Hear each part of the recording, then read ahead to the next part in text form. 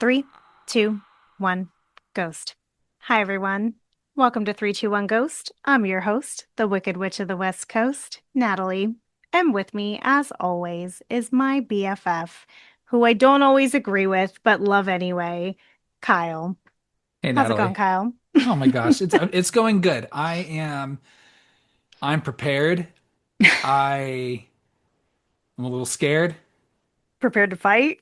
Yeah, gosh, a little bit. We'll see. I don't think so. I think we're gonna come to some good agreements here. But I think this will be a good showcase for the essence of like where we align and where we don't. I agree.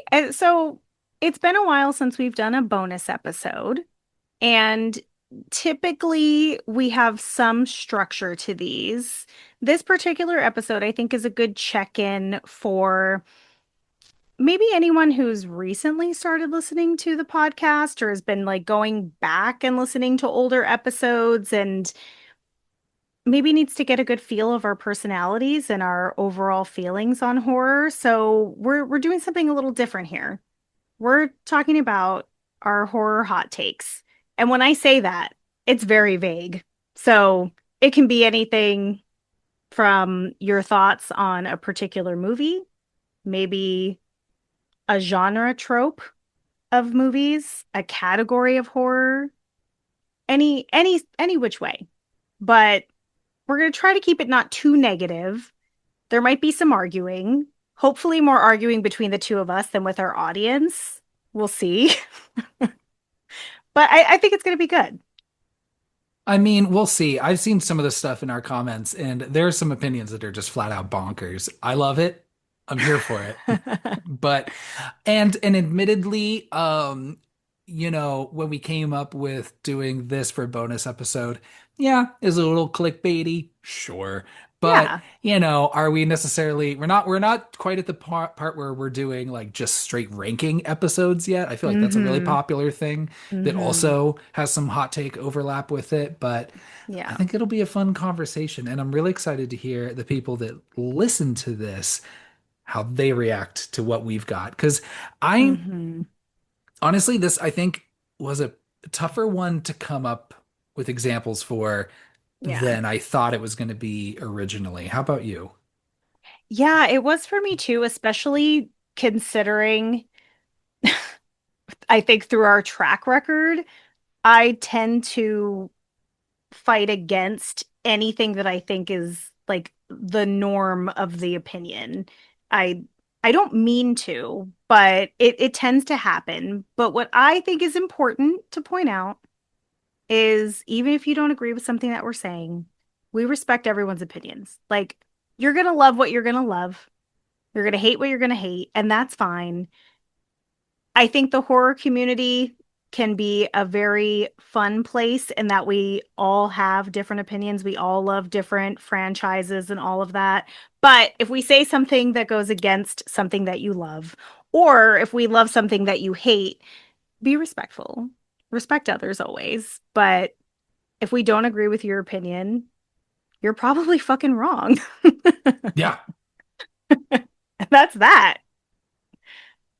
So, Kyle, my optimistic friend, I'm gonna let you start. What's your first horror hot take? I'm going to start with something soft because I don't know if this is necessarily a hot take, but it is absolutely a trope that I cannot fucking handle. I'm not going to be super optimistic just yet. Okay. It's fucking prequels, Natalie. Anything that I see that has a subtitle of the beginning or origins. There's no fucking word I hate more than anything in pop culture than origins as a subtitle. I can't believe It you use that as an example because one of our favorite prequels has the word origin in it. Leprechaun. No. That those Ouija movies. See, Isn't it called it's called Origin Origin of of Evil. Evil. Hmm. And I was even thinking about that, like, okay, are we going to have maybe some exceptions? Of course. Sure. I think that is the only one that I would maybe even say, okay, is an exception. I still am not going to say it's a great movie by any means, but, No, it's fun. And it's better than the original or the first. and also one thing that could potentially be seen as an exception, I'm not counting, one of which being Saw X, because yes, does it Mm, jump backwards in the timeline? Yes, but it's wedged in between Saw 2 and 3 or Saw 1 and 2? no, between one and two. I would not consider that a prequel either, especially because it doesn't have that subtitle of the beginning or origins or anything like that. Like they're counting it as the 10th movie. And like a movie like Orphan First Kill, which we Mhm. love very, very That's my much, favorite prequel.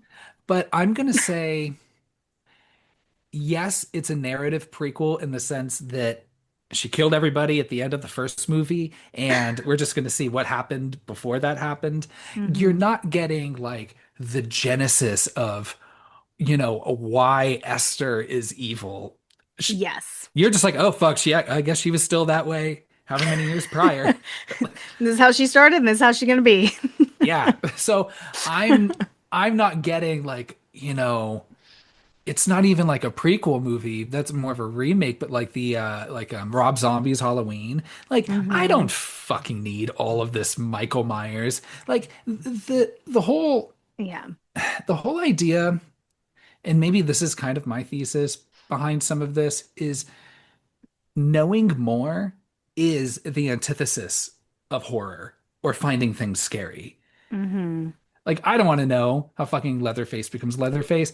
I don't fucking care how, I don't know, or the first Omen or the first Purge. Yeah. I don't The care. I think it's the unnecessary.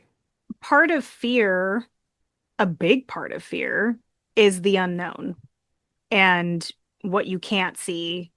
And I think one of the interesting things about a villain or them being evil is not always knowing their motive or their backstory. Like sometimes things are just scary.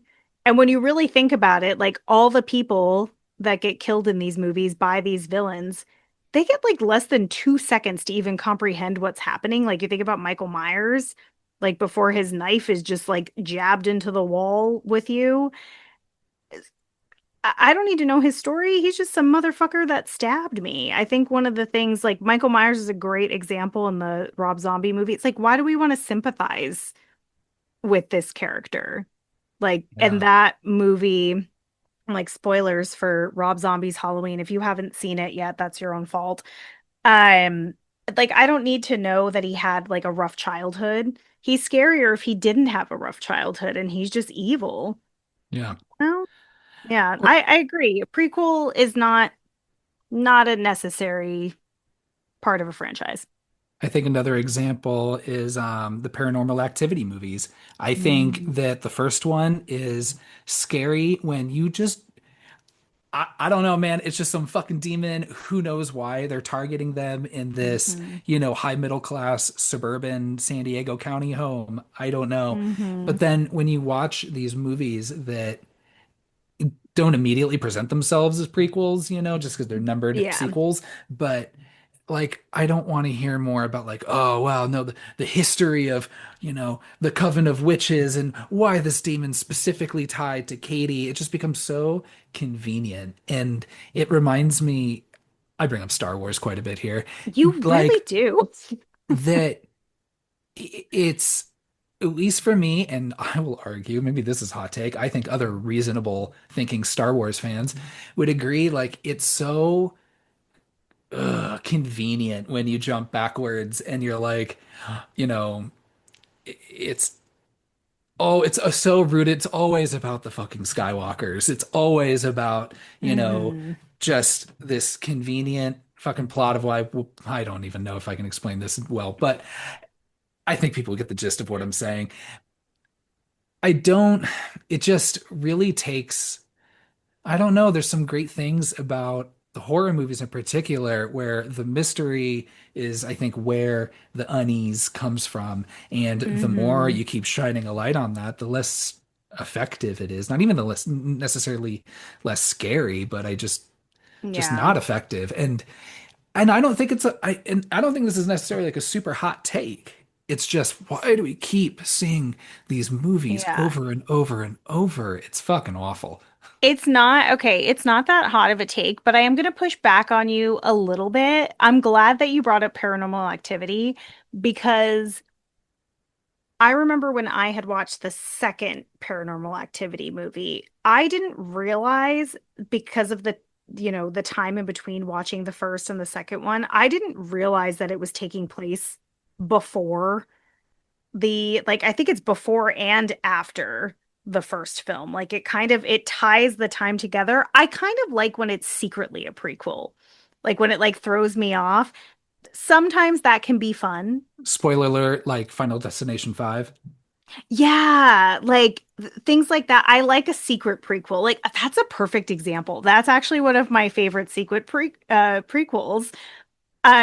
So I like being like thrown off guard because I think for that Paranormal Activity movie, you don't learn too much more in the second one. And the same way with like Final Destination 5, like you're not really unraveling a lot of new information. It's just taking place in a time that you didn't realize. So, um, yeah, prequels are they're complicated, mainly unnecessary. I would argue that prequels are more unnecessary than remakes. Is that a hot take? I don't think, no, not necessarily.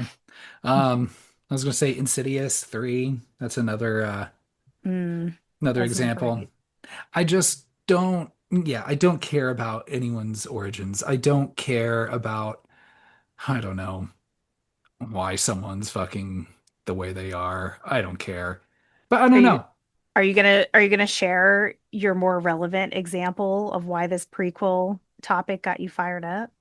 Not, I don't know if it necessarily got me fired up, but spoiler alert for our end of the year, and again, maybe also not a hot take. I loved Weapons. Hmm. One of my, if not probably That's my not a hot favorite take. this year.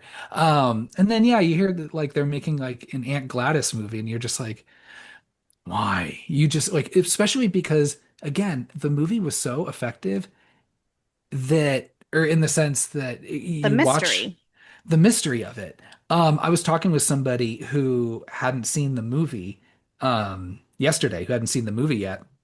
And he was saying, like, yeah, I'm interested in that movie, because I like, aliens and ghosts kind of thing, And I'm like, oh boy, you're in for something you're gonna love or something that's gonna bring you a lot of Oh, good. disappointment. Hopefully you said definitely watch this Yeah. if you think it's aliens and ghosts.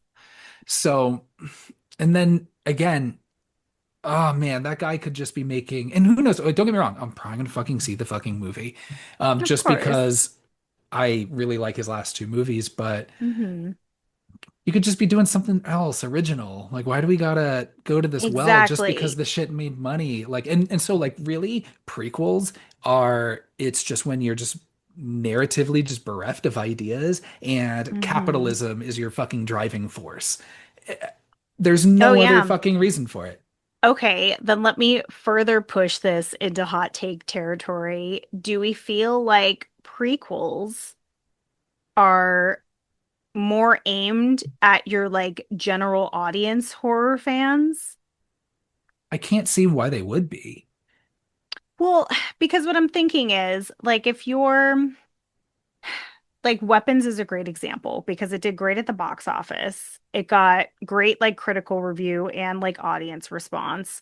So people outside of, being huge fans of the horror genre, probably went to go see Weapons and also probably thought it was more of a thriller. Like I thought it was going to be a thriller more so from the trailer. So I think that it attracted a general audience with that box office, like it had to have. So then when you have a character like Aunt Gladys, why not make a movie about her? Because now you have to go and write a script about a character that you didn't really need to know that much about and really dig into a story and force a story because how long is it going to be relevant? Like we're going to probably get this prequel what within a year, I would Well, guess.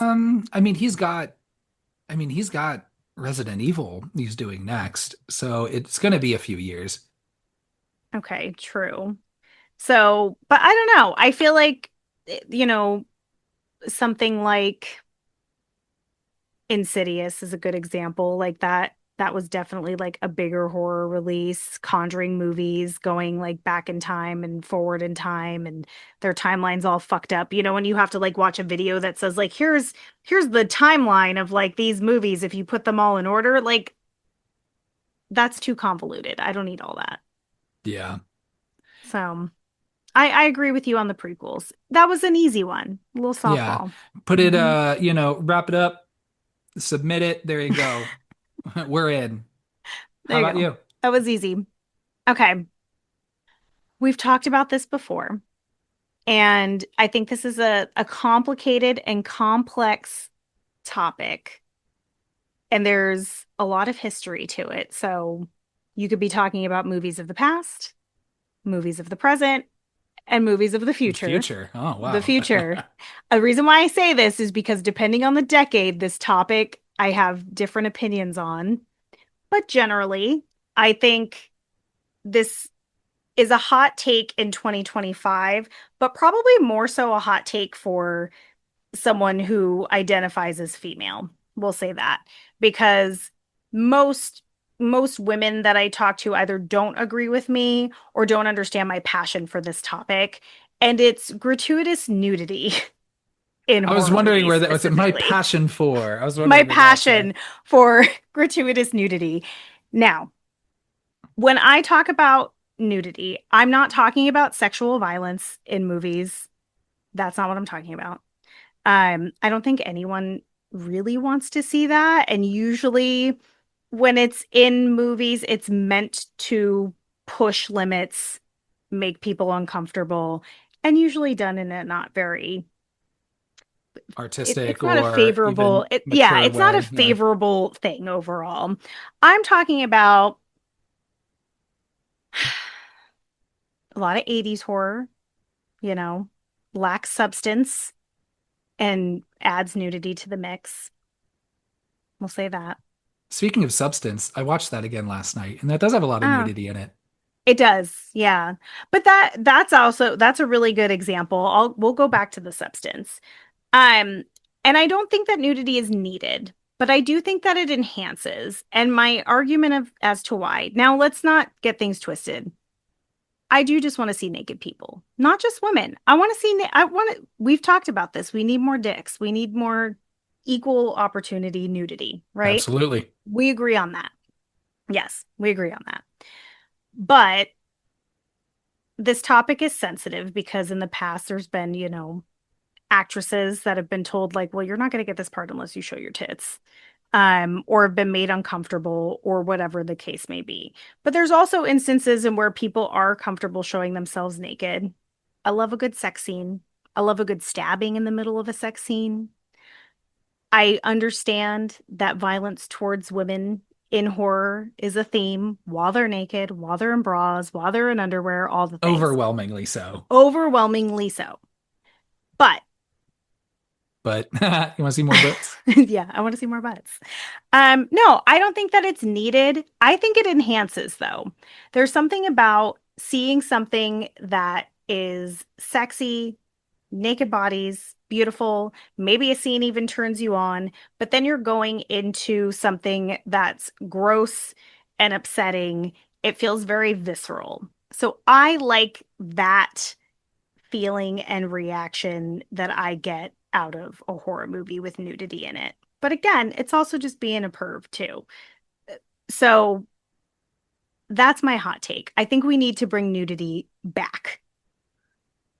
I am not going to disagree with that. And I think that I appreciate that you mentioned, we want some equal opportunity, As because that's the thing, right? It's because, it's unfortunately, it was just a while. You just like, oh, oh. you talk to a certain type of just male horror fan, and when they say like, "Oh yeah, we love the gratuitous nudity," it's like always like, "No, you just like all this like violence against women." And Yeah. and because the nudity was always part of that. And of course in these movies, right, it's Hmm. like always, you know, the dude walking off in a towel or gets in a robe and, he either gets killed off screen or is dressed. And then Hmm. she not only has to, be naked, but then like die and kind of like, a more, I get where it's like it's portrayed in a more like humiliating fashion, and that's Hmm. not sexy. Like Yeah. that's not the sexiness for Yeah. me. But Yeah. but but Stupid. I every time I'm gonna do it now. However, I hear you. I think that, hey, we've grown as an audience. I think that the audience for horror is more diverse than it ever has been before. Hmm. And I hope that turns into more diverse filmmakers. And let's Hmm. bring a diverse array of nudity that's fun and, like I'm not saying like, don't kill people when they're naked. You know what I mean? Yeah. However, It's because I get the vulnerability of it, I think too. hmm. But yeah, like I don't disagree with that necessarily. And I think that it's important to, you know, to understand that every person and, actor, actress, whoever, they get to decide what they want to do. They absolutely do. Now, I'm not talking about the past. I'm talking about, I have a really specific example that I thought was hilarious. So, okay, the remake of My Bloody Valentine. I don't know when the last time you've watched this movie is. I completely forgot there is a whole scene Whole ass scene. where Ass. there's, yes, a whole ass scene where there's a sex scene that leads into the minor, not like a minor, like the coal miner, Yeah. the murderer, attacks a woman right after she's had sex. So she is fully naked on screen, not just for a moment, for Chased a through. full chase scene. This woman is naked. Now, I was watching a behind the scenes of this movie because I had forgotten that that was even in it. And this actress was supposed to only be shown naked like for a short amount of time, like just like during the sex scene right after maybe she throws on like a bra and underwear or something.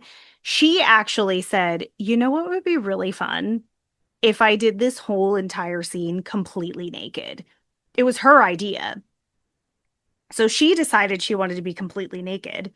And I was like, when I first watched it before I had known that, I was like, this is too much. Like, did she really need to be like fully naked this whole time? But then once I found out that it was her idea and she thought it was funny and it made the character seem more badass, I was like, oh, now I kind of like this, which I thought was interesting and funny in its own way because knowing the actress's mindset made me enjoy it more than not knowing if she like was forced to do that, if she was convinced to do it, if she took like it was the only role she could get and she was like, "Oh, I have to be fully nude."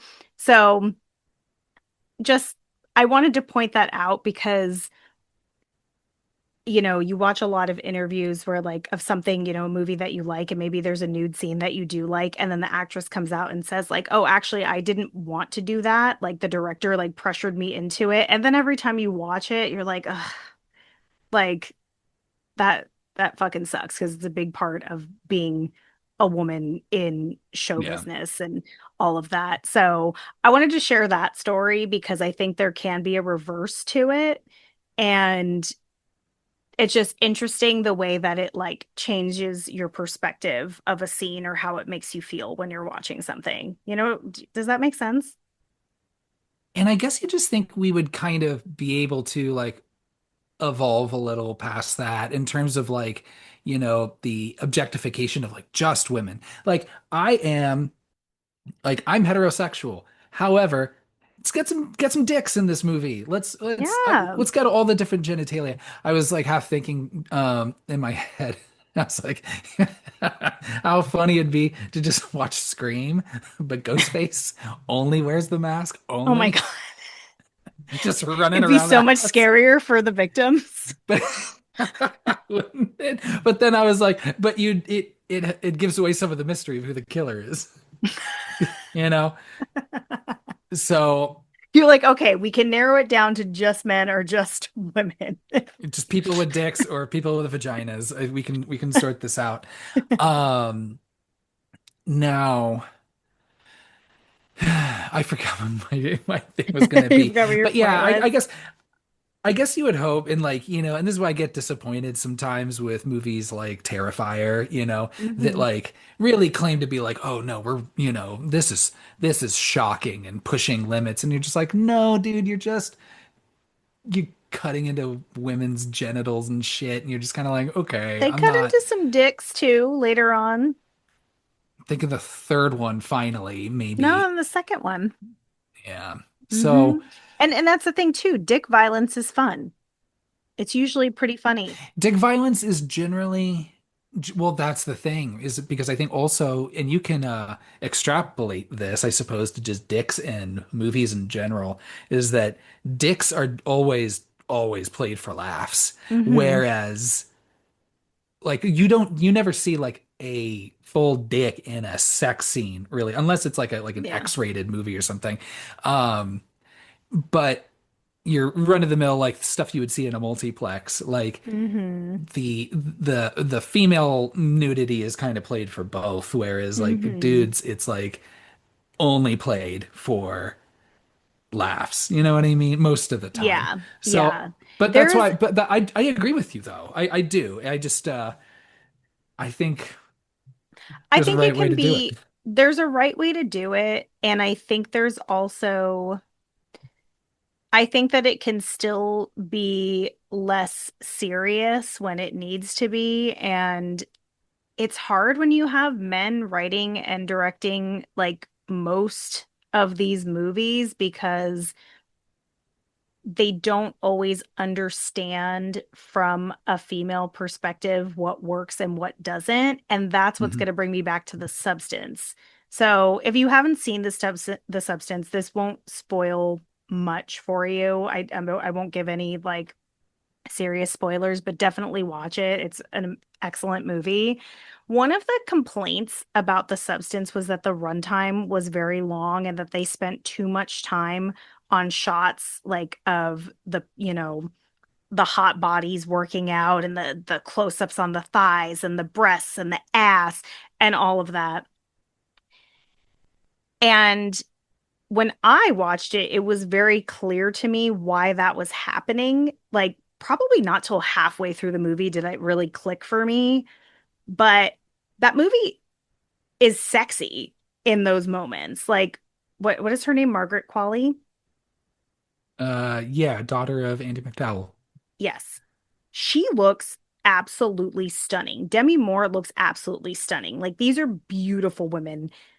Like, they're gorgeous. And they're doing these close-ups of her, in this tight little outfit because you're seeing everything in the right place, everything as it should be, so to speak, as all these like the TV producers are explaining. And you're seeing it and it's gorgeous to watch. And then you see the complete polar opposite of how mutation and things out of place can be so off-putting. So it's this difference between something that's like naked, beautiful, and raw to something that is misplaced and just very like viscerally gross like the movie can be, but it's they're using sexuality and nudity in a very intentional way. And that I think makes that movie very special and like gives you a real like physical reaction like in the way that you feel when you're watching it. Like visually it's very very off-putting. So that I think is a good example of how you can use the power of sexuality, especially like with women, and kind of turn it on its head, if that I'll makes sh sense. It does. And I'll share someone else's hot take Mm, in regard to the substance. I was like watching something just popped up on my Instagram reels where it was John Carpenter talking about like movies he doesn't like. And mm. he quipped, not very cleverly, that the substance had no substance. To which Ew, I'm John like, ugh, Carpenter, get out of here. what a gross old man take. Get the fuck out of here, dude. I industry legend. However, industry legends He don't can have bad he's got takes. an ego, Yeah. probably well earned, but Yeah, I mean, to an extent. yeah. And also, you know, when you have a woman writing and directing a film that is a like a horror film and a female story, um, the use of nudity, even like Demi Moore, like looking at herself naked in the mirror, like that scene particularly is not meant to be sexy. It's meant to show her like really dissecting everything about her body and feeling shame in it and feeling, upset about aging and all of the things, which is even funnier because, the general public was, talking about her and any plastic surgery that she's had and all of these things and judging her body. And I'm like, you're all proving the point here. Right. But she was willing to show herself naked, which was, but bearing her soul and like part of that character. So I think that's also a good example of like Demi Moore really put herself out there and trusted this director, another woman, to write this story in a way that would do justice for women that are in that industry and also in a fun way. Like the movie is fun as well. But um I think that is a really good example of a good use of nudity, but also like I do want to see people getting fucked and stabbed. Like I really do. Like so so there's that. That's my nudity hot take. Hell yeah. Um, Speaking of John Carpenter and Halloween and the franchise in general, I've got a hot take. You want to hear it? I would love to. So, Natalie, there are movies that we've covered that we've given high boo scores to that have very low, say, Rotten Tomato scores, or It's only if just a few. yeah, just a few. Now there is one movie that I feel got really universally panned that I love. And Okay. I think I may have defended at some point, I forget what episodes that came up. But Mm-hmm. I want to talk about Halloween Ends, which is the third movie of the David Gordon Green trilogy that started, what, in 2018. Mm-hmm. Um, Now, here's my hot take. Okay, go. Is that not only is that movie great, not good, it's great, Okay. but it is one, the best Halloween sequel compared to any of the others.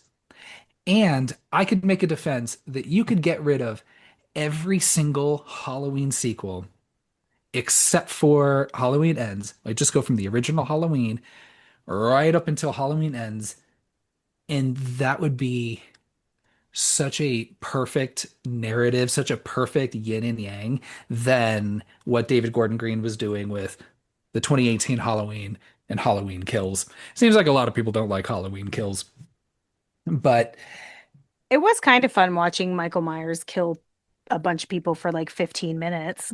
yeah.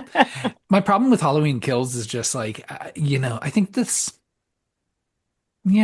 Natalie, we're in, I don't know, just like a country that's like post Uvalde and post Sandy Hook and post like just awful, awful things. I guess I just don't I guess I just don't buy the idea of this town being so traumatized Mm-hmm. by some random dude killing a couple babysitters Mm-hmm. 40 years ago.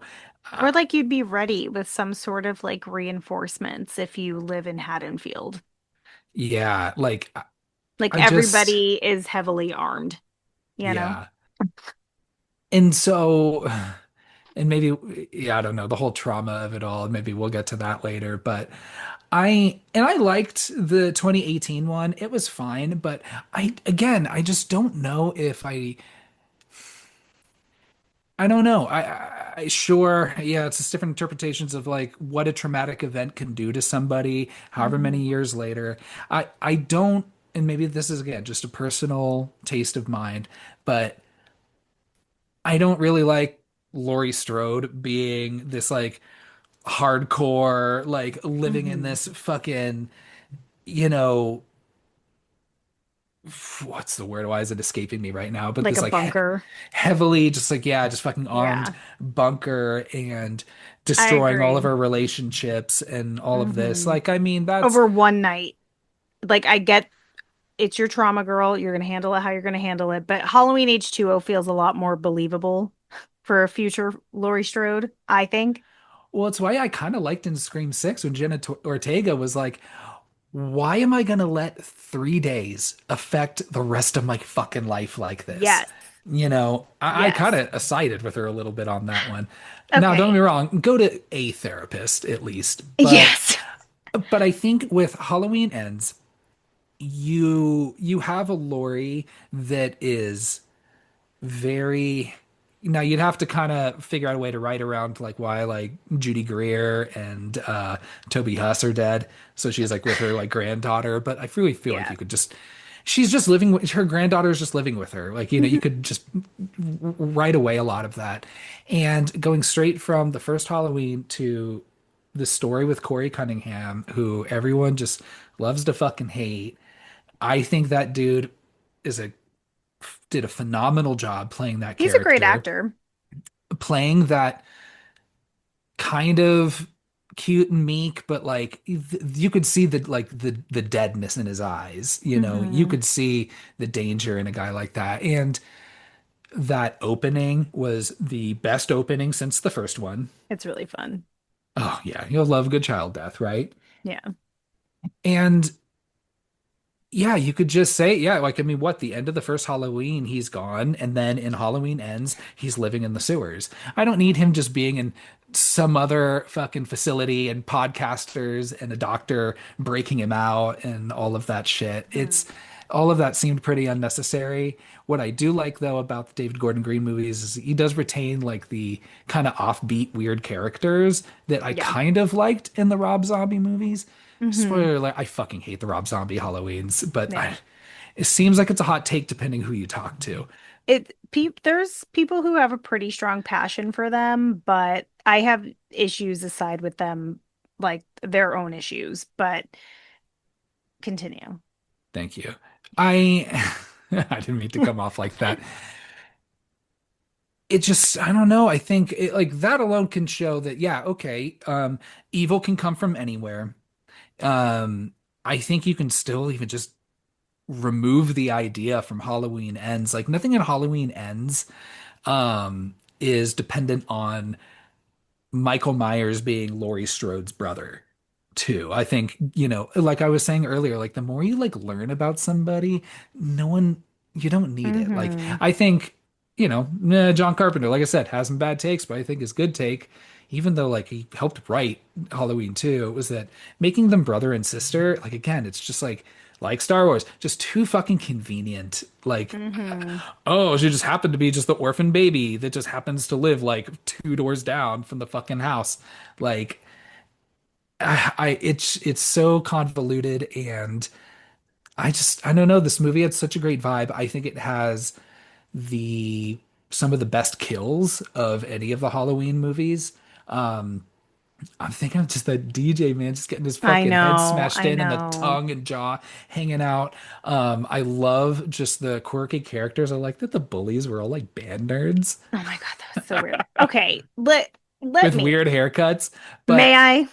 I will say, it's just in my ending thing, is that that movie deserves way more credit than it gets. And not only is it a great movie, it's the best of the David Gordon Green movies. and it's the best Halloween sequel. And you could just get rid of all the other ones and just like a watch from the first one to this one, I think would be that what a killer double feature. No pun intended. Okay.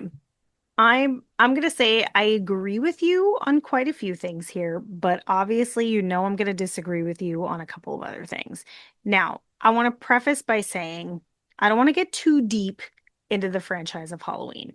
Admittedly, it's not one of my favorites, and it's no shade against Michael Myers. I love Halloween as a standalone film. I even do enjoy Halloween 2 as well. I think it has some fun kills and some good scares. But as a franchise, because we fucked with the timeline so many times and there's remakes and Jamie Lee Curtis, love her, but like she's Laurie Strode in several of these different timelines and has a different future from this one specific night. I find myself revisiting this franchise the least out of like the heavy hitting horror franchises. I can honestly say I do not remember at all Halloween 4, 5, is there 6? Yeah. Like, I've not revisited those movies in so long because I really don't care. I do like Season of the Witch, which Shout out is Season of the Witch. which is going to link to where I agree with you. I do think that John Carpenter had it right and that this Halloween movie series should have been an anthology. I think Michael Myers was good where he was in that first film. I think Halloween Season of the Witch would have done better. Like now people look back on it and there's nostalgia and they recognize it as a good movie because they're able to remove it. But then when it came out and Michael Myers was not in it, everyone was like, what the fuck are we watching? I think Halloween Ends would have been placed well in this franchise as an anthology series. And then you get like a little, where the fuck has Michael Myers been this whole time? And then here he is, right? But I don't remember if we watched the first two of this trilogy together, but I do know that we watched Halloween Ends together, right? So we watched it on a movie night. Hmm. And what gets me about this movie, and I'm going to contradict myself here because it had a season of the witch effect. If this movie was not part of this trilogy and was its own separate thing, I actually agree with you. I do think it's a good movie. And I think the story of Corey Cunningham is really fun. And I like the idea of that same type of evil that you found in Michael Myers, you could find in someone else. And also, yeah, like shout out to the actor. I forget his name that plays Corey. He does have really dead eyes. And he's in Silent Night, Deadly Night, which I want to see. I think that'll Nice. be fun. Um, but my gripe with this movie, I do think it's a good movie. I've only seen it once, for the record. It's been a long time. I've seen it like 4 times now. That's insane. 5, maybe. I'm gonna have to rewatch it so I can see if I still feel this way now with some time and distance between. But the fact that it was part of that trilogy, which is undeniable, brought it down for me because it was a terrible end for that story. Disagree. Hard disagree. We But could go not for it. disagree. This is where we really disagree on this. I don't think it was a good ending for that trilogy. If it was removed, I probably would like it better. But it also, like, tonally was such an odd film. I remember throughout the movie feeling like I was watching three different movies in one. It does have really good music. Yeah. I remember the score is really fun, so I'll give it that. But you also have your character of Allison who completely changes from where she was. You've got Laurie who completely changes from where she was. So, like you said, if you separate it, you get strength in those things. If you delete Halloween and Yes, Halloween Kills, yeah. but we can't delete it. They exist. In my And brain, I as can delete them. you have that right. and I applaud you. But for me, I do not agree. I would not delete all of the sequels. I would keep, honestly, I would keep Halloween 2. I'm going to separate Season of the Witch because it's its own story. I would keep Halloween 2 and I would keep Halloween H2O. I liked Halloween 2018. I did not like Halloween Kills. Um, but I still just have very mixed feelings on this movie. I'll give it a rewatch just for you. Thank you. And I think this is a hot take because I think so many people felt the same way I did, where they were like, what the fuck am I watching? This is supposed to be resolved for this. Okay, one other thing about this movie that I didn't like was we went from like the most powerful version of Michael Myers that we'd ever seen in Halloween Kills to this weak, elderly, living in a cave Michael Myers, and that felt really weird too. Like the stark difference between your character of Michael Myers from the second film to the third film. Further So, justifying my point. no, I agree that that's what you want. And that the movie, I think, is a better movie without those first two films. Yeah. But I can't get past the feeling that I was so thrown off when we watched that movie. I was like, what the fuck is happening? Why are we watching them on his motorcycle to this cool music so much? Like it it was a lot for me. But Kyle will die on this hill, y'all. He will die on it. So I'll rewatch Halloween Ends um and see how I feel about it. But yeah, it's it's a tough one. And the band bullies, So funny. these are like And kids that are in a marching band. all their deaths are fun too. Their deaths are fun. There are fun deaths. It and yeah, the DJ, all the yeah, it has fun kills. So yeah. And also, everyone, this bonus episode was Kyle's idea, and I'm pretty sure it was because he had to tell the world that Halloween Ends is a good movie and it should be the only sequel I just to don't the know if Halloween movie. I just know if we're ever gonna get to it. I know it would take a long time because there's a lot of Halloween movies. Especially, it's just hard doing like a franchise series on that just because like you said, the timeline just changes so much and gets so convoluted. But You'd almost have to do it in chunks. yeah. But yeah, the great movie, great sequel. I think, I don't know, maybe we'll see in the years as they go. I don't know if just saying that the movie's great is a hot take, but I do think that it's the best sequel. And narratively, without too much stretching, you could just go from the first one to the last one and Mhm. just get rid of the rest of it. I think that's your really hot take is deleting the rest of those because I know that there are a lot of people that really love the Halloween franchise, and while I can't relate to all of you, I respect it. Um, I think Michael Myers is scarier in the first film above all the others, but yeah, And I deleting think the whole franchise is wild. at the end too, because like everyone's just like, oh my gosh, it's like he only sees Lori for like 10 minutes at like the very end. And I'm like, Mhm. yeah, if you deleted all the other ones, he doesn't give a fuck about Lori. Like not she just happens to be in his way and just where he's good what he's doing. Again, if you just get rid of the brother and sister bullshit of it all, I don't know. But yeah, I don't know. That's my hot take. I think it's a positive hot take still because I'm saying something nice about this movie that a lot of people don't Mhm. like. But that'll be my piece. Back to you. No, I think it's a positive hot take to take a movie that got a lot of heat and not a lot of love and say that you like truly love it. It's like how the second best slasher of the 90s is Urban Legend. Is that a hot take? Yeah, I would need to think about that one. I have loved Urban Legend more over the years for sure. Yeah. Yeah. Tell me in a I love I Know What You Did Last Summer. I love, love, love. I still know what you did last summer. Urban Legend is still just, oh my It's more God, so much fun. fun. It's so much fun. And you just Yeah. a performance like that from Rebecca Gayheart. That's what I was gonna It's say. It's her, man. Like if anyone else played that character, I don't know if it would have hit as hard. yeah. Yeah. Yeah, we love her.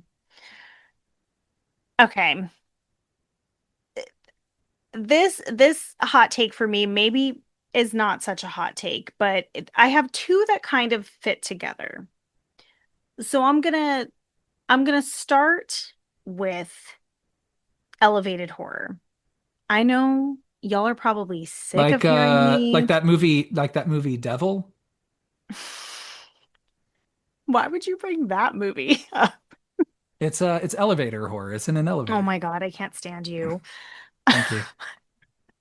Is that what you were looking up? No. Okay, I was like, were you looking up the name of that movie? I don't hate that movie. Is that a hot take? I don't know. I've never seen it. It's kind of fun. I would soft recommend that movie. Maybe that's a hot take, but that's going to be I soft recommend it if anyone has time to watch it.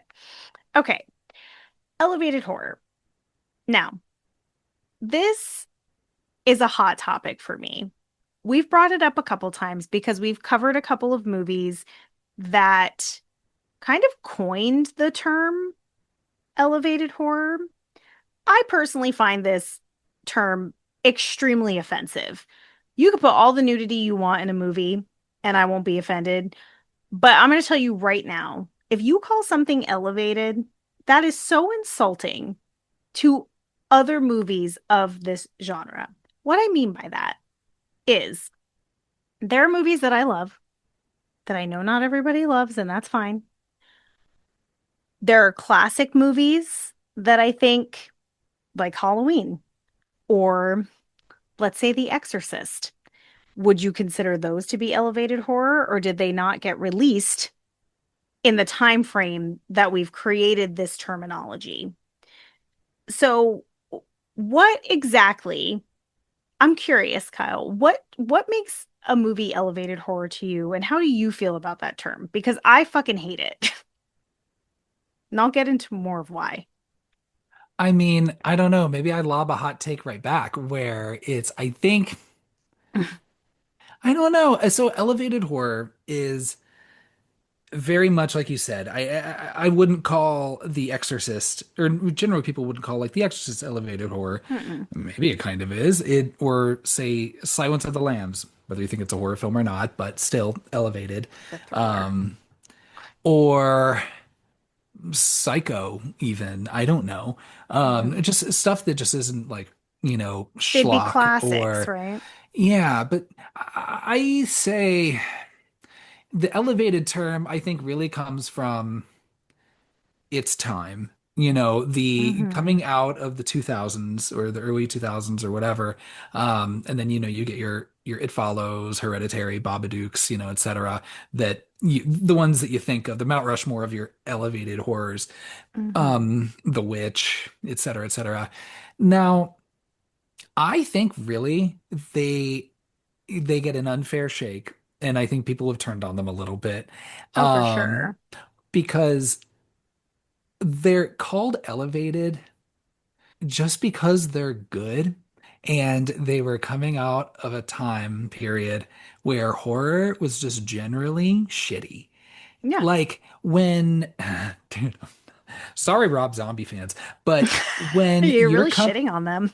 when you're coming out of the 2000s, when like the auteurs of horror were fucking Eli Roth and Rob Zombie, Mm. like, oh, and you just make something that's just thoughtful, everyone's like, whoa, elevated. Like, whoa, Nelly, here we go. Um, Well, and and that's I my thing. I think some of the things that I would consider elevated horror, and I'm not going to name any like specific movies. I'm going to name traits of movies that I would consider to be elevated. I think production value is important. I think a strong script is important, and I think good acting and casting is important. So like those things to me elevate a horror movie. Now, do I need all three of those things to enjoy a movie? Absolutely not. No. But I think that those things can impact a a deeper understanding of a movie. Where I like disconnect a little bit is there was a moment where like if A24's name Hmm. was on something, everybody was just fucking shouting from the rooftop that it was definitely going to be the next best movie. And that's kind of dropped off because they've put out some clunkers and maybe not everyone would agree with me on that. But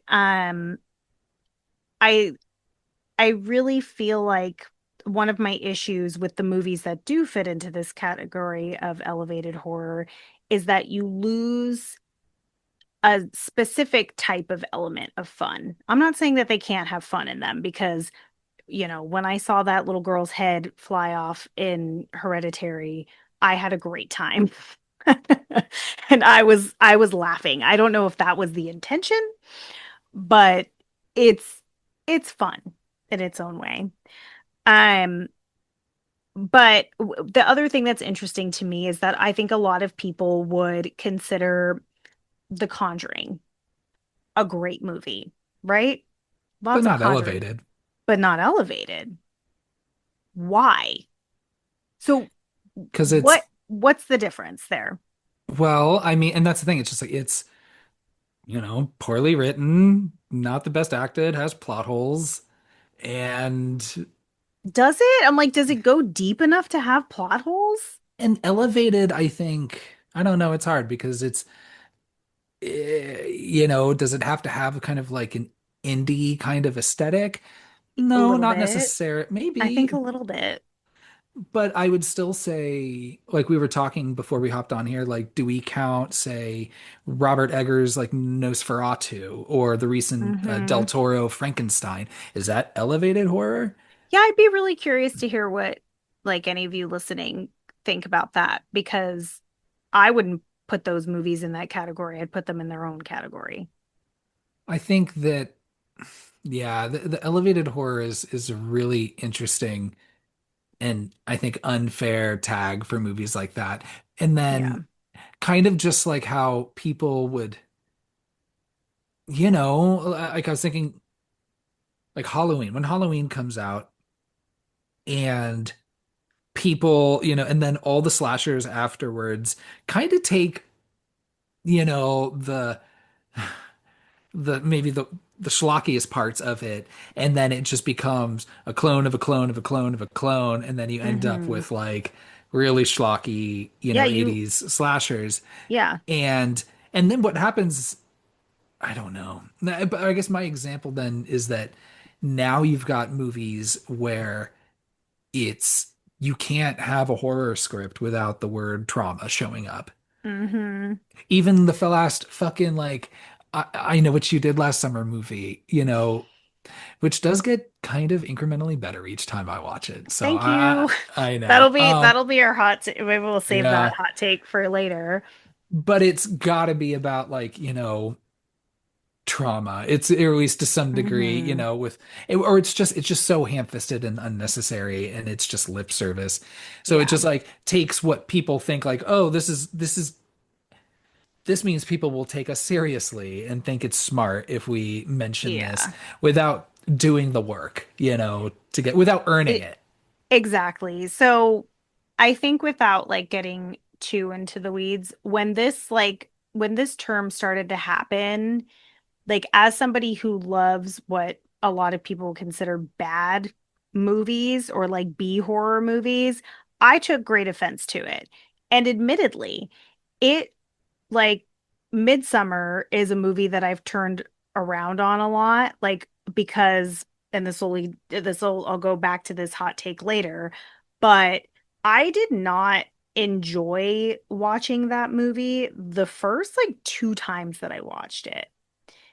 But I found myself keeping revisiting the movie because I was like, I want to see this again. I want to understand this a little bit better. And I've come to really, really love it, actually.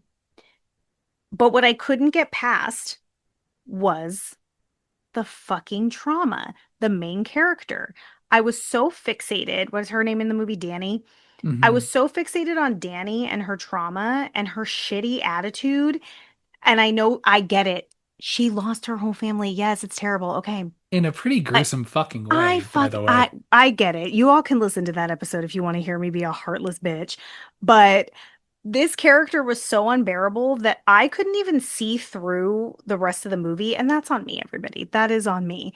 But it's something that really weighs down a movie for me. But now I watch that movie and I almost completely ignore Danny as a character and just enjoy the world and the characters around her and the things that are happening to her instead of trying to relate to her because that's where I fucked up is I wanted to like be in this character's shoes and I couldn't. So I think that is one of the consequences of focusing so heavily on trauma. And even another example I would use, and this is a movie that I haven't turned around on, is Talk to Me. People really love Talk to Me. I'm sure that like as soon as I said it, like maybe somebody got upset. I do not think that that is a good movie. I think that is an example of a copy of a copy of a copy of elevated horror. Mm. I think it's lazy. It doesn't make sense. I like the ending has no payoff. Like, and this is me really picking, maybe we'll talk about Talk to Me at some point, but so I won't, share too much. But that's an example of a movie that I feel like was on the tail end of these A24 films that like a lot of people liked it, but other people were kind of watching it like, wait, what? That that's it? This is the movie we were all raving about? So that's my elevated horror take Um, to keep it light. See, and I kind of like where things are starting to transition, where you Me have too. a movie like, say, you know, I liked Long Legs better than you did, but Hmm. it is a very serious situation um, through almost the entirety of the movie. But then Hmm. turns out, not to spoil anything, gets a little fun. And and people seem to hate that though. They hate that it's like, oh my God, the whole thing got ruined at the end. And I'm like, what are you talking about? It got fun. Same with weapons, it's this Mm, very serious situation, but like, no, this has a little more fun than you think it does, yeah. especially when with that reveal of, the Gladys character. Hmm. Um, that's what I'd like to see more of. Well, and I think that's where like it finally like broke and there's like a compromise to like we can put depth and world building and character building into horror, still have the mystery of certain characters and the fear of those characters, but it doesn't have to be necessarily linked to something that is a metaphor for real life trauma or an actual example of real life trauma. I think that it's balancing out now again. So Hmm. while the elevated horror doesn't feel relevant, like maybe doesn't feel like the most relevant hot take right now, I just need to double down on it because it it was just a very like relevant piece of like horror history, I think. I just honestly, I was ready just to like fucking put the armor on, get ready to, start fighting back. But you just completely disarmed me entirely when this is the first time I heard that you like Midsummer now. What? Oh my Okay, God. do you This is want great news. do you want me to move into like my next hot take that's very much aligned? It might even be the same thing. Sure. Okay, because it has to do with Danny and Midsummer quite a bit. So one of the things that bothered me a lot about these movies, I don't need to connect to the protagonist. There's been a really long string of slashers that your final girl, your main character can sometimes be the most boring or the most serious of your characters. Like your fun best friend is almost always going to get killed, right? So that doesn't bother me so much. But we've seen that you can do it well. We've seen Nancy Thompson. We've seen Sydney Prescott. We've seen Laurie Strode. Like these are perfect examples of main characters, female especially, that are interesting and they're strong and they deal with the situation in a way that I'm like, yes, get it, girl. Like that Julie feels James asks, "How do I deal?" The Julie rest are like, "We James. know how to fucking do it." Yeah. So Oh, I hey, I love Julie James. so I think what's been exhausting for me is this sad, boring, you're starting with a damaged protagonist. Now, I say damaged because they're fictional characters. I would never say that about a real person. These are people who are fictional. They have To been their face, written at least. with trauma. Yeah, like they've they've been written with trauma. They start that way. So I'm meeting this character as this person. Hmm. I would rather watch my protagonist become that person by the end of the movie or come out of it stronger. But when she starts that way, like Danny, we only see Danny for a short amount of time before this trauma happens to her. And not to mention, back to fucking Danny, she ain't shit before her trauma. She is awful. She lets that man step all over her, world's worst boyfriend. Uh, Victim So shaming. Okay. absolutely 100%. She's so meek. Her friend is like trying to talk her up, and she's just like, I should really check on him. But that's neither here nor there. I like them to earn the trauma like from beginning to end of the movie instead of walking into these characters that are starting off. Even Hereditary is a great example. Toni Collette, amazing performance. No doubt about it. She's the fucking queen. But she's already starting off in this movie grieving the death of her mother, who she had a complicated relationship with. And then you layer on more trauma right at the beginning of that movie. And now you have a character that is painful to watch the whole movie. It's hard. And it makes me not want to rewatch them. Soft disagree, only because both movies are about, like I think of Hereditary, right? You know, opens with the death of her mother and her Mm-hmm. complicated feelings about that. And I think the susceptibility that that vulnerability can bring, from something like that Mm-hmm. happening. I think even more so with Midsummer, it's like, how can some meek ass average white girl fall into a crazy ass cult? And Yeah. how do you put her in the mindset to crave connection so fucking much that this seems like a reasonable outlet, or this seems like a reasonable family to join? I'd say that I think having the traumatic thing happen early is almost necessary for both. For both of those movies, yes, but I'm saying that's why they left a bad taste in my mouth when I originally had watched them. Hmm. But also, here's another hot take. I think even if Danny didn't lose her parents and her sister tragically, that weak ass bitch would have been in that cult anyway. She would have been there anyway. It was destined. She, world's worst character. You've never ignored a friend's good advice when it came to a romantic partner, really? Never, never, Ha! Are we both going to never, agree to that? never in my life. Okay. Me And too. Never in my life. and as my best friend, I know you know that that is true. Yep, yep. So I hear you. Um, let's What's your see. next one? I'm just gonna shout out some rapid fire ones before I get to, I think, what could be my hottest take of the I'm evening. so excited. Bear with me though, by the way.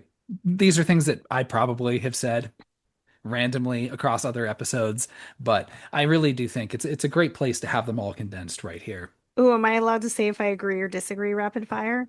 Sure, if you'd like to. Okay, great. Are you going to give me little to no explanation on these Hmm, takes? I don't think I need to. Perfect. So, let's bring back fucking kick-ass theme songs in horror movies. I don't Yes, even know if that's a hot take. I just it's put this not.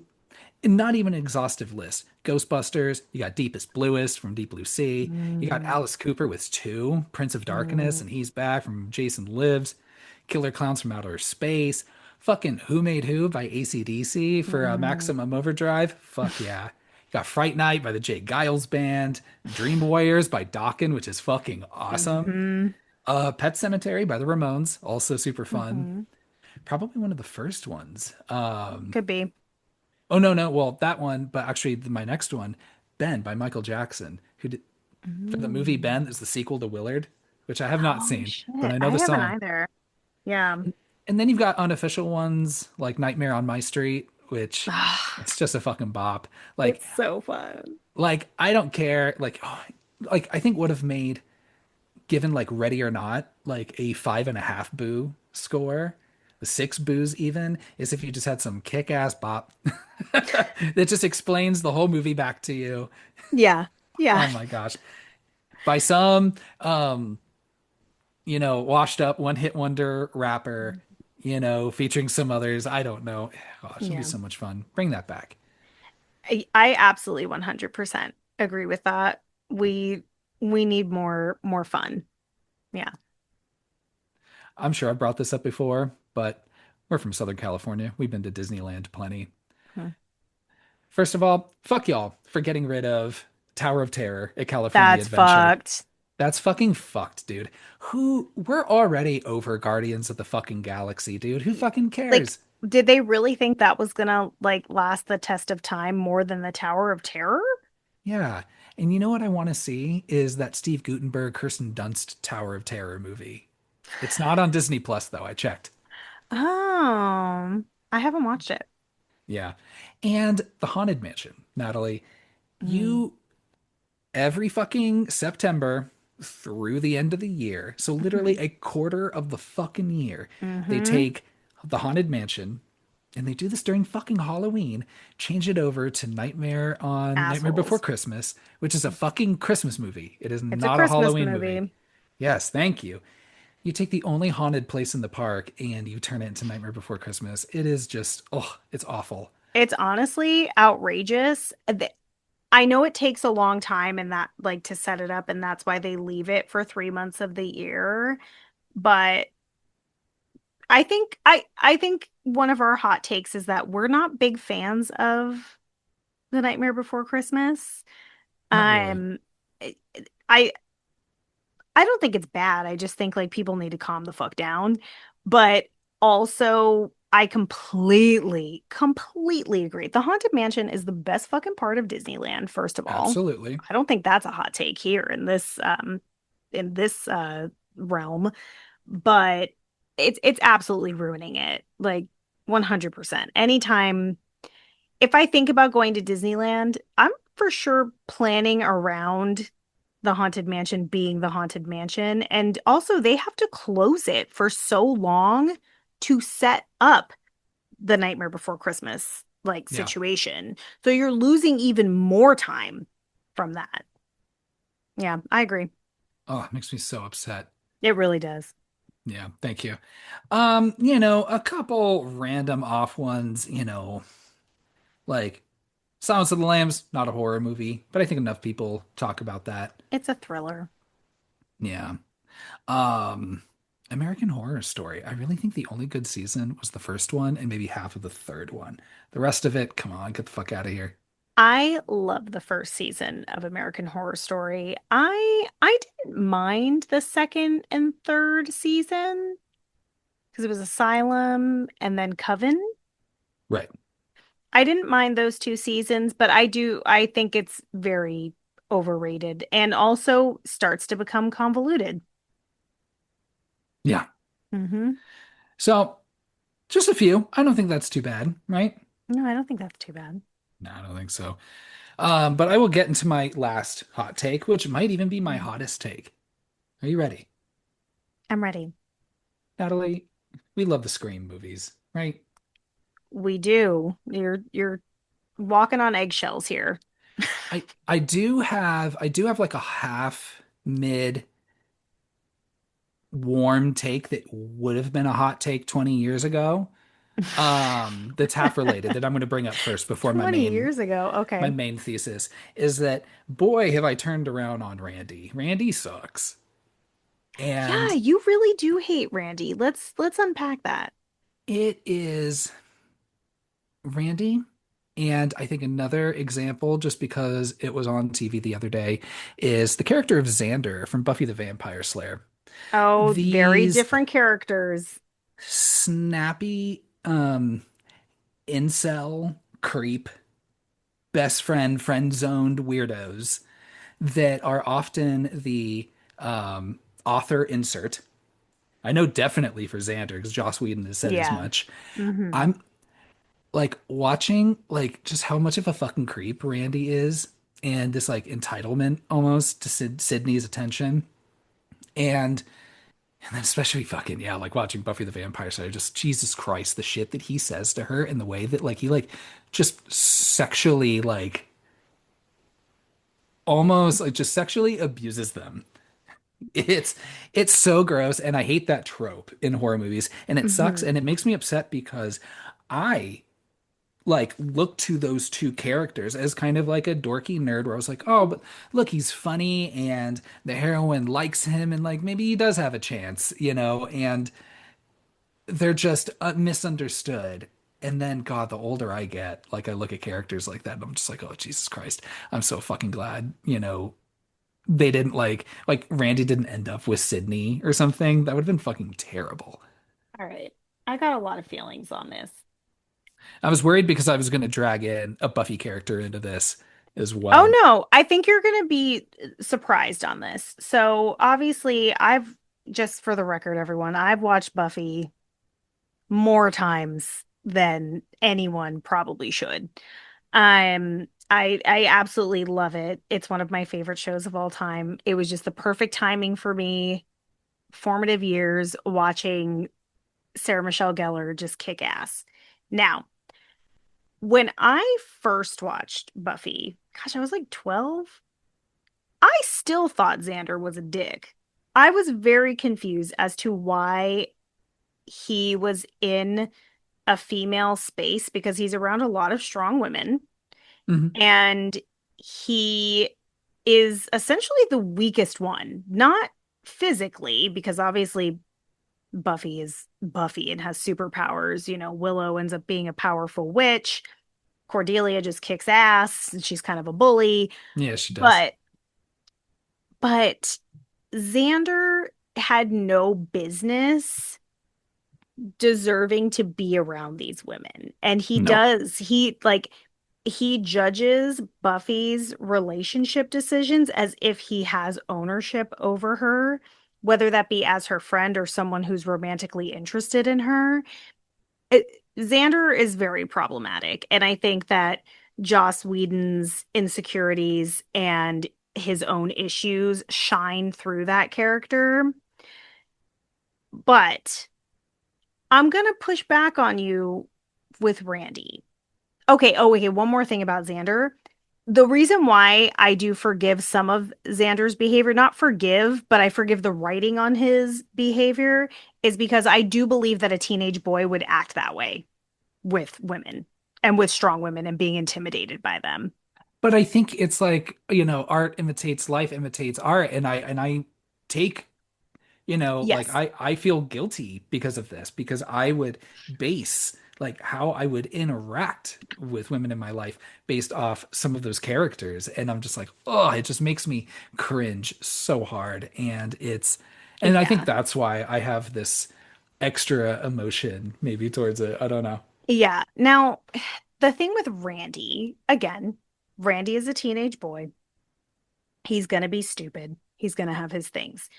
I think the difference between Randy and Xander, Randy comes across as someone who is more delusional and like lovesick over Sydney than taking ownership over her, in my opinion. I know people all have like this like theory of they're like, oh my gosh, like Randy like followed her to the same college and everything. I'm like, in what world was Randy not going to want to go to a college that was like film and theater focused? And like, when did Sydney suddenly develop this sudden interest in acting? Like, you can't say, you can't use that argument. I've seen that one a lot, and I don't think it's fair. I think Randy, while he's imperfect, he's not the best role model per se. I don't think you could compare him to Xander, but I have a soft spot for Randy. I was sad and like back in the day when he died in the second movie, but now like I'm okay with it. I think that was actually a really fun shock value and where else were we going to go? Because I wouldn't have wanted him to end up with Sydney either. Yeah. Um, but a lot of people have like over the years liked Randy less. And I think in defense of Randy as a teenage boy in the 90s with just the world's biggest crush on this girl, like I just don't see a world where like you could write that character any other way that would be realistic at that time, if that makes Hmm. sense. You know what I mean? I hear Not you. saying that you could forgive the behavior, but like the 90s was a rough time and people were just making excuses for young men and all men as they do now, but it was different the way that it was depicted on like popular television and what people would excuse. Yeah, 2000 or 2000s were also a rough time, and Hmm. arguably post-Trump when we think about well, we're not post, we're still in it, but Ugh. when we think about, how men think it's okay to treat women, Hmm. um oof. So it's like that was a rough time, but we're also still kind of in a rough time again. Yeah. Um And Buffy's reactions to Xander also, I think, are very appropriate. Like she doesn't like brush things off. Like she very much is like she does like the how dare yous and like goes into like a big like let me fucking let me fucking explain to you why you're wrong. So I do like that too. so I derailed this a little bit You did, but because that's okay. Yeah, that was a good one. my big screen take is, I don't know if y'all have listened to our Scream franchise series You and should. heard our final rankings of Scream movies. Um, we all know I don't like Scream 3, and We I both was ranked it as the bottom. as the bottom. It was Mhm. it was wild seeing in some of the comments on our Scream ranking episodes that people would have 3 in such a high regard. Like, look, I Honestly, was uh shocked by some of those rankings. yeah. Yeah, And that's some hot takes. that's But some hot takes. look, Parker Posey's great. 100%. Love her. Love her too. Not only the more I think about it, and this is one that I added. This was a late edition, like maybe an hour before we started. And just I was thinking about this movie a lot, and I'm like, I don't care and I don't get it when people try to defend it. Not only is it the worst Scream movie, I think that it's awful. I just don't, I never find myself wanting to watch it ever. Mm. Maybe if it's on TV, but then also like I would still maybe change it. I don't If it was on in a hotel room, yeah, if there was some other horror movie on, so you would check to see if something yeah. else was on, if it was there. But then I was thinking about it, because I've been really really trigger happy with just deleting whole parts of franchises. Yeah, you better calm I down. Yeah, I know. Not only do I not like Scream 3, you could just fucking delete that thing from the whole fucking series. And not only would it not fucking matter because 99% of that movie does not fucking matter in the Wow. slightest, but the series would be better off for it. Like, Wow. think about this, Natalie. Just get Scream 3 out of your head. The, you know, Oh, get the the 25 years that it's been in my head? Sure. Let me just erase it real quick. get the weak ass kills out of it, get the convoluted brother plot out of it, get Oh, the yeah, death that's fake rough. out plot out of it, get the what was Maureen's? other secret name and whole thing is a film actress. Shit, I don't even remember. Yeah, who cares? Rena Reynolds. Rita Reynolds. That Rena. whole, yeah, get rid of that whole fucking thing. Just if like as a trilogy, if it was just Scream, then Scream 2 a year later, and then fucking 15 years later, Scream 4. What a fucking tight fucking trilogy those movies would be. If that was it, like fuck, it would end so perfectly. I and Scream 5 and Scream 6 like They're they're their they're own thing. they're their own thing. They're fun and like literally the only references are yeah, okay, The first movie. we get Heather Mazzarato, which is kind of fun, and then in Scream 6 they mention Roman Bridger once. Hmm. And yeah, and then you have like the fax machine in the and some of the other things in that shrine in Scream Yeah. 6. But it does Easily removed if it didn't exist. it does nothing to make me like any of these characters any better. It does nothing to give any additional depth to any of these characters that even is remembered. I mean, Jesus, like or I guess maybe in Scream 5, like Dewey asks like, "Oh, how's Mark?" But maybe it's some other fucking Mark because in Scream 7, Joel I think it McHale is playing her is. husband just Yeah, I think it is a different Mark. who just happens to also be a police officer and also happens to be named Mark. You could just get rid of the whole fucking thing entirely. Get the fucking Randy videotape, that whole shit, get out of it. The Jay and Silent Bob cameo, like there is nothing redeeming about that movie except for this brief part where you get Parker Posey and Courtney Cox working together. It's so good. Yeah. And maybe this is a hot take, but yeah, Parker Posey's so good in that movie. I feel like it just fucking wastes her. God, imagine her in one of the better Scream movies. Well, also, I think Parker Posey being in that movie also makes people remember it fondly because her character is so fun and strong. And even like you said, the back and forth between her and Courtney Cox is so good that I think those pieces of the movie make you remember it fondly. And then they go and like kill that character. Like what were we thinking? But just for reference, everyone, Kyle gave Scream 3 two boos, which is his lowest scored Scream movie. Very generous. I think if I could go back and change that to a 1 or 1.5, I probably Wow. would. So you were riding on nostalgia there. I think so. Because I Yeah. think even I was fooled because people say like, no, no, no, come on. It's sure it's a little silly, but it's it's just so convoluted and dumb. And yeah, okay, I like Patrick Warburton too, but but it's such between him and Parker Posey, like the movie is such a cartoon. It is. It's just not fun. And I think going directly from Scream 2 to Scream 4 is a much cooler watch. Because Scream 4 kicks ass. So I'll say this. That's definitely your hottest take. Very, very hot take. Now, for reference, I gave Scream 3 a generous three boos. Now, Too much. I don't remember if I said this in our episode, but I'll explain that three boos right now, and then I'll give you my opinion of what you just shared.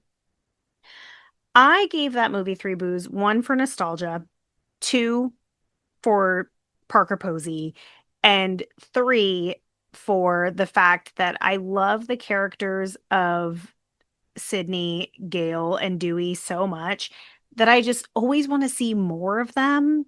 So, like, less time with them, even though Sydney's like in half of that movie, less time with them feels like I'm being like robbed. So, the more I can see those characters, the happier I am. So, that's the reasoning behind that score. Now, I probably would lower it to a 2.5 looking back, and it is my lowest ranked Scream movie, and it always will be. It does have weak kills. You get a lot less blood. It felt very forced. Like with all of that, with all of that going on, I probably would have said, you know what? Fuck y'all. If you're not gonna let me have blood in this movie, we're not making the movie. Like, what's the point? Mhm. It's a slasher. We want to see blood. Um, and the timing was unfortunate. So I think it's wild to delete the movie completely. But as I'm working through it in my head, I really fucking hate Roman Bridger as the killer and being Sydney's secret brother Yeah. and the dramatic like hand holding and all, like imagine like let's paint a picture here. Imagine you had a brother that you didn't know existed and you find out that this is your brother after finding out that he killed a bunch of people, whether you knew them or not. Would you like tragically like hold that brother's hand while they're dying on the floor after they tried to brutally murder you?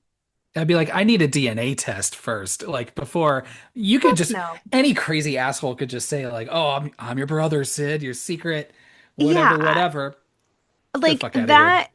that just doesn't it just doesn't sit right with me. And then rewriting history like Scream 3 does, it rewrites history from the first film, which is even more frustrating because I love what Billy and Stu share about their plan and their motive is perfect for me. That's a perfect movie. It's a perfect motive. We don't need to know anymore. It's good. It's Like, great. how dare a movie so fucking bad and neutered Yes. also completely change arguably the best movie in the franchise in the original. Like Yeah. you haven't fucking earned that shit. Get the fuck out of here with Yeah. that. I don't need Like, some PG-13 light fucking Scream movie. Like it's so bad. yeah. And that's the more I think about it, I'm like, okay, Parker Posey, what else is redeeming about this? Because yeah, Hmm. okay, sure. Courtney Cox is in it. David Arquette's in it. Nev It is Campbell's Gail's in it. worst haircut though. But like, would you when you watch those movies, like, are you just like, oh man, that's a standout, fun depiction of each of those characters in Scream 3? No, the best No. versions of them are in other movies. Hmm. So I just don't get people that defend that movie. And again, I want to go an extra step and say, not only is that movie just straight trash, but fuck, like, just delete it. Just delete it. Just watch one, two, four, five, and six, and I you'd be for the better. Like, I think if I wanted to show someone the Scream franchise, I think I'd skip it. I'd say, well, just skip it. It's not worth it. And once we watch all of them, if you want to circle back and watch this story that adds really nothing, it that ruins prior story.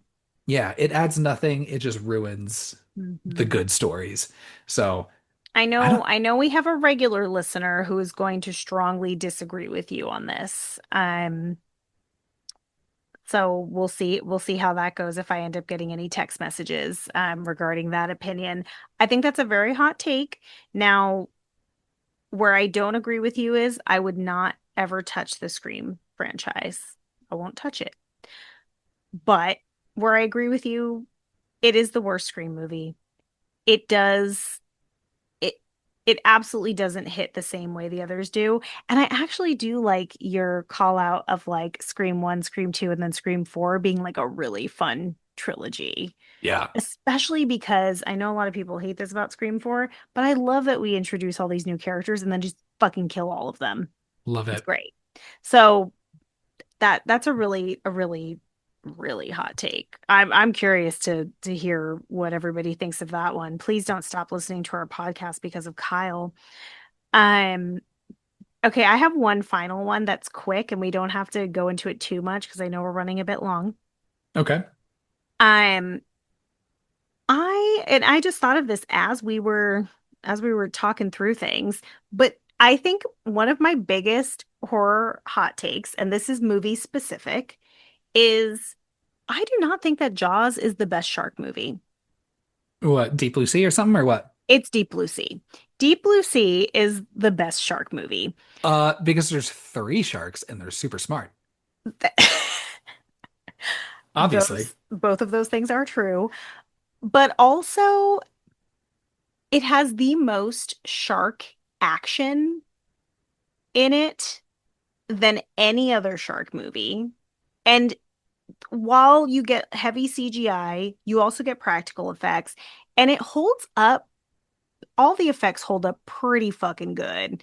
Like, I watched it recently. I watch it very often, actually, and I just think it's the best shark movie. Now, I don't think that Jaws is a bad movie. I think Jaws is an amazing movie. I really love it. I watch it every, probably like every 5 years. But I think you can give Jaws its accolades and say that it laid the groundwork for horror in a new and different way and is scary and effective and did camera angles that we had never seen before. It made the water scary in a way that we'd never seen before, but it also is from the 70s, and I want to see sharks munch up people, and Deep Blue Sea delivers. And it's got what Kyle was asking for. It's got an original song written for a film. Yeah, yeah. It's a shame that I don't know how old LL Cool J was when Jaws came out, but yeah, he wasn't on on deck to write a song. No, I don't think he was rapping at that time. Right. No. I I'm not gonna push back on that. I mean, I know you love e- Deep Blue Sea, but I love Deep Blue Sea. I mean, Jaws is very perfect in oh, so many absolutely. respects. So I'm not gonna like say, yeah, absolutely. Again, no shade to Jaws. I love Jaws. Yeah, but Jaws times three, super smart. And you start deeper in the water, when you're making your way up. So it's And bluer. it's deep. It's yeah, deepest, bluest. Yes, that's Yeah. true. Um ah, yeah, okay, sure, sure. I like it. I had to throw that one in there. Again, love Jaws. Love it. Would recommend to anyone to watch it. But if you were like, hey, Natalie, I was thinking of watching a shark movie tonight. Should I watch the 1970s classic Jaws, or should I watch Deep Blue Sea starring LL Cool J and Thomas Jane? I'm gonna say Deep Blue Sea. Both movies end in the aftermath of a dead shark and pieces everywhere and two dudes just being like, "Wow, look at us. Wow. We fucking did it. We did it." I'm glad the shark ate that fucking woman, to be honest. So, Spoilers. spoilers. Anything else that you feel like the people need to know? Gosh, I don't think so. Yeah, no, I'm good. Okay. Yeah, same. I feel like we dropped a lot here. Yeah, definitely. I think we needed a free discussion of things because we've covered a lot of movies. We've been through quite a few. I would love to do more bonus episodes. So if there's anything that you all want to hear us talk about, we would love to know what those things are. Any topics, if you want to hear rankings, I'd be happy to rank things. What do you want to hear? And do you agree or disagree with our hot takes? Do you have any hot takes yourself that you want to share? Has Kyle enraged you by saying that we should delete Scream 3? In like Let us nine know. Halloween movies. Yeah, And like the whole Halloween franchise. We there People fucking love that franchise. that's wild. I mean, yeah. Mm, I think like obviously I said nice things about H2O when Hmm. we covered it, and Hmm. I like the first one, Hmm. I and I like the idea of Michael Myers and the character of Michael Myers more than I like most of those movies. or it's like I like the idea of the shape more than Yes. the movies and where it goes. I don't know. I agree. Yeah, so hell yeah. That's great. Hmm. Silent Hill 2 is better than any of the Resident Evils. Is that a hot take? Whoa, that's a real fucking hot take. I can't believe you would just throw that out there at the end of this episode. What the Yeah. fuck? Because I was thinking about Resident Evil and I was like, I hate playing as like a fucking cop Well, I mean, you or a have to put that military aside. person, you Okay, know? I haven't played Silent Hill 2 for a really long time. You've been making me want to replay it Play for that a couple remake. yeah, for a couple reasons because there's a remake and it's been a long time and I do love Silent Hill 2. But also I want to replay it because eventually I am going to want to talk about the Silent Hill movie. We're going to get there. But Oh yeah. I have to disagree with that. I love Resident Evil 2. I love Resident Evil 4. I think those are perfect games. Cop or not. I still like Silent Hill 2. Just the vibe's better. It's scary. Yeah. It's scary. Don't play that game in the dark. Oh yeah. 100%. Well, I mean, you'll be able to see the screen better if you play it in the dark, but I get too scared to play it in the dark. Yeah. God, hot take. Just one spicy little meatball to throw at the end there. That's fucked up. I don't like it. All right. Well, again, share any hot takes that y'all have. Thanks for listening, and we'll do more bonus episodes. We'll give Kyle some more breaks from hosting. Sounds Love good? that. Yeah, love it. Thank you. All right, everybody. Three, two, one, ghost.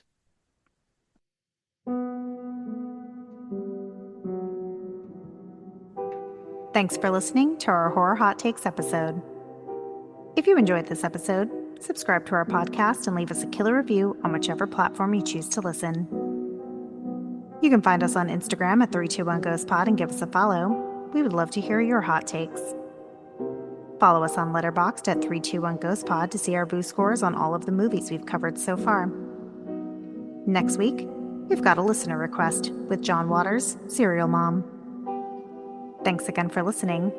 And remember, we respect your opinions, but you might be wrong. 3, 2, 1, ghost.